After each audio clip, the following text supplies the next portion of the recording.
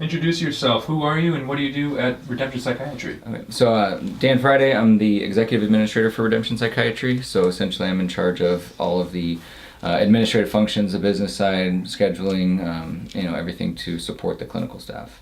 And what has been your experience with TMS so far? So my experience with psychiatry in general, first, I was kind of new to psychiatry. I had a background in behavioral health, working in different mental health hospitals, worked at the state hospital here and some private hospitals and group homes.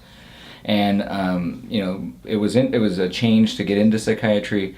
When I first came in, it was, we focused on doctors seeing patients, therapists seeing patients, and kind of the traditional medicine where we would do medication management, therapy, group therapy, even animal-assisted therapy. We started doing TMS in 2015 as a practice, which is about the same time that I started. And we had two devices initially. We had one in our Phoenix location, we had one in our Gilbert location. And we only treated, in 2015, from September to December, we might have treated maybe 10, 15 patients.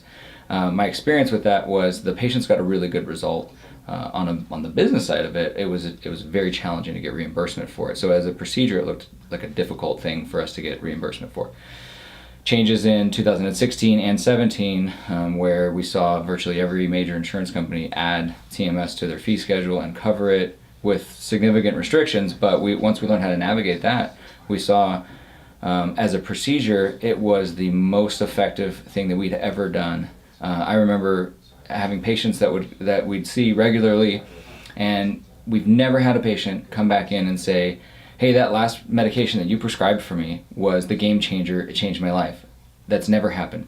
We've seen it over and over again with TMS, where patients come in and they say, I did TMS, I stopped taking all my meds, I'm 100, it's changed my life, I'm better. And we've had patients from 2015 that had that kind of a miraculous recovery and stopped taking all their psych meds or stopped taking their antidepressants, and they haven't taken a medication for 2 years or more than 2 years. So never seen that happen with any other treatment.